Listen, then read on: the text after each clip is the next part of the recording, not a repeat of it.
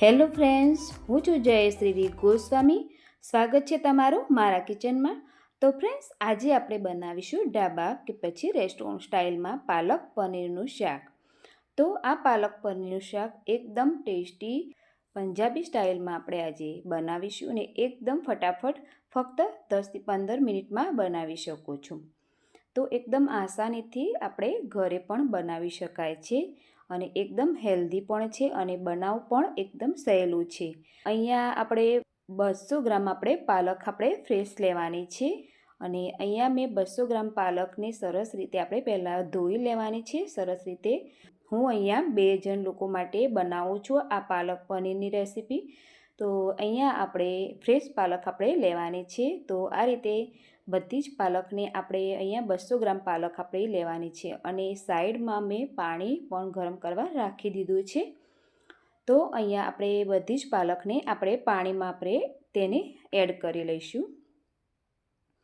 અહીંયા આપણું પાણી પણ સરસ રીતે ગરમ થઈ ગયું છે અને આ રીતે હું બધી જ પાલકને આ રીતે તપેલીમાં આપણે રાખી લઈશું અને લગભગ 2 મિનિટ માટે આપણે તેને રહેવા દઈશું, એટલે કે સરસ રીતે આપણે પાલક એકદમ સરસ કૂક થઈ જશે.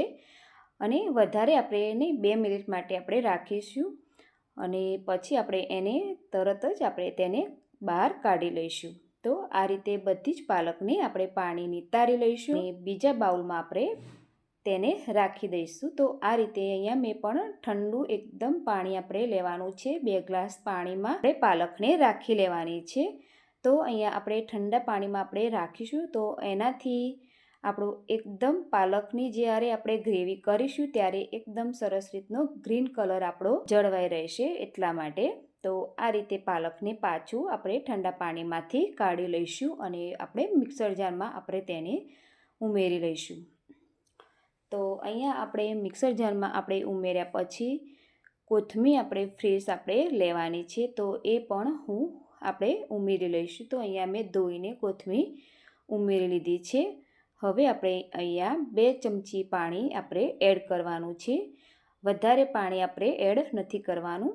તો આ રીતે આપણે સરસ રીતે આ પાલકની સ્મૂથ પેસ્ટ તૈયાર થઈ ગઈ છે. તો અહીંયા જોઈ શકો છો આપણે સરસ રીતની પાલકની પેસ્ટ તૈયાર છે. તો અહીંયા આપણે હવે એને સાઈડમાં કરી લઈશું અને આપણે કઢાઈ રાખીશું ગેસ ઉપર અને ગેસની ફ્લેમ આપણે સ્લો રાખવાની છે પહેલેથી જ. હવે અહીંયા મેં બટર આપણે આ રીતે એક ટુકડો આપણે રાખી દઈશું કઢાઈમાં. અહીંયા હું 2 જણ માટે જ કરું છું એટલે હું આખો બટરનો ટુકડો એડ નથી કરતી. તો અહીંયા અડધો ટુકડો બટરનો ટુકડો એડ કરી લઈશું. 2 ચમચી જેટલું તેલ એડ કરીશું.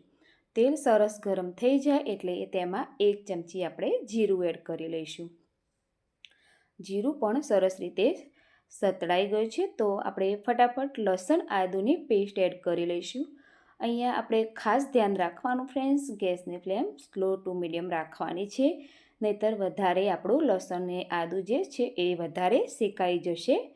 તો આ રીતે પણ હવે આપણે ડુંગળી આપણે 2 નંગ મીડિયમ સાઇઝની આ રીતે ઝીણી કટ કરીને લેવાની છે. હવે એને પણ આ રીતે આપણે સતત જ હલાવીને આ રીતે ગોલ્ડન બ્રાઉન થાય ત્યાં સુધી આપણે રહેવા દઈશું. તો અહીંયા તમે જોઈ શકો છો આપણે ઢાંકીને મેં રાખ્યું હતું. તો આપણે સરસ રીતે ડુંગળી પણ ગોલ્ડન બ્રાઉન થઈ ગઈ છે. અહીંયા આ રીતે ફરીથી આપણે એકવાર મિક્સ કરી લેવાનું છે. હવે અહીંયા મેં મીડિયમ સાઇઝના 2 મરચાં આપણે લેવાના છે. અહીંયા મેં મરચાં બહુ તીખા નથી લીધા કારણ કે નાના બાળકો પણ આ બહુ જ ખાય છે એટલા માટે. એટલે જો આપણે મીડિયમ સાઇઝના 2 લીલા મરચાં આપણે લેવાના છે અને 1 નંગ ટામેટો આપણે એડ કરી લઈશું. તો બંનેને એકદમ ઝીણા આપણે કટ કરીને જ લેવાના છે.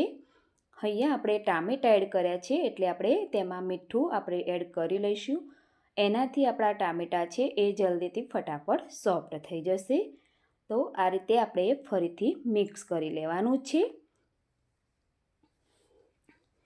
તો મિક્સ થઈ ગયું છે. આપણે આને પાછું ફરીથી 1 મિનિટ માટે ઢાંકીને આપણે એને બધું જ વેજીટેબલ્સને એકવાર આપણે એને થવા દઈશું. તો જોઈ શકો છો આ રીતે આપણે બધા જ વેજીટેબલ સરસ રીતે ચડી ગયા છે. તો આપણે મસાલા કરીશું. અહીંયા મેં 1.5 ચમચી લાલ મરચું પાવડર, 1 ચમચી ધાણા જીરું પાવડર અને અડધાથી પણ થોડુંક આપણે ગરમ મસાલો અને હળદર પાવડર આપણે એડ કરીશું. અને અહીંયા મેં 2 ચમચી આપણે પનીરનો મસાલો આપણે એડ કરી લઈશું. તો આ રીતે આપણે ફરીથી મિક્સ કરી લેવાનું છે બધું. અને આપણે જ્યારે પાલકની ગ્રેવી બનાવી હતી ત્યારે વધેલું જે એક્સ્ટ્રા જે પાણી એડ કરીને મેં બધું જ હલાવીને આપણે પાછું તે એડ કરી લેવાનું છે. અને પાછું આપણે એને ઢાંકીને ફરીથી આપણે ચડવા દઈશું. તો અહીંયા પાછું ઢાંકણ આપણે ખોલીને ચેક કરી લઈશું. તો અહીંયા આપણે સરસ રીતનું આપણે થઈ ગયું છે બધી રીતે. હવે આપણે એને એક વાડકી ભરીને આપણે જે પાલકની ગ્રેવી આપણે તૈયાર કરી હતી તે ગ્રેવીને આપણે એડ કરી લઈશું. તો આ રીતે બધું એકવાર મિક્સ કરી લેવાનું છે. અને મને થોડુંક એકદમ ઘટ લાગ્યું એટલે મેં પાછું થોડું 1-2 ચમચી જેટલું પાણી એડ કર્યું છે. તો આ રીતે આપણે ફરીથી મિક્સ કરી લઈશું. કારણ કે મારા છોકરાને એકદમ બહુ જ પતલું ગ્રેવીવાળું નથી પસંદ, તો એટલા માટે મેં થોડું ઘટ જ રાખીશ. અને અહીંયા મેં ઉપરથી 2 ચમચી આપણે દહીં એડ કરીશું. એનાથી આપણું જે પાલક પનીરનું જે છે એકદમ ટેક્સચર પણ સારું લાગશે અને બહુ જ સરસ એવું દેખાશે.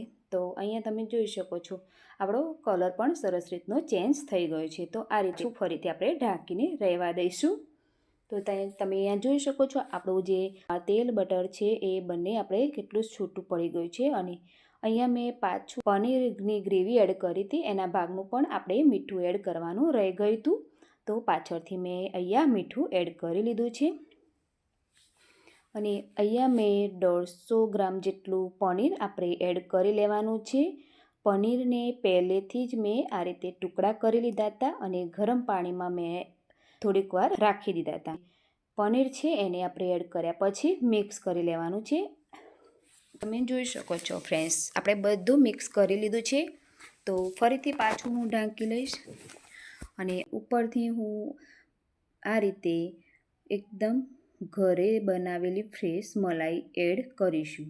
પાલક પનીરનું શાક તો તૈયાર છે, પણ ઉપરથી આપણે એનો સરસ રીતનો વઘાર આપણે કરવાનો છે.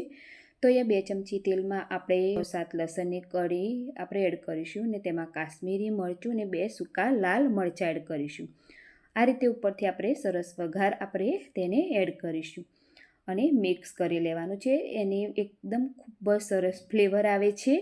ફ્રેન્ડ્સ, તમે એકવાર આ રેસીપીને જરૂરથી ઘરે ટ્રાય કરજો. એકદમ ટેસ્ટી ઢાબા સ્ટાઇલ કે પછી રેસ્ટોરન્ટ સ્ટાઇલને પણ ભૂલાવી દેશે એટલું ટેસ્ટી આપણું આ પાલક પનીરનું શાક બન્યું છે. તો ઉપરથી આપણે લીલા ધાણા એડ કરી લઈશું. ફરીથી પાછું આપણે એને મિક્સ કરી લઈશું. તો છે ને ફ્રેન્ડ્સ, એકદમ ટેસ્ટી કે સ્વાદિષ્ટ કહો, તમે આને પરોઠા કે પછી રોટલી સાથે તમે ખાઈ શકો છો.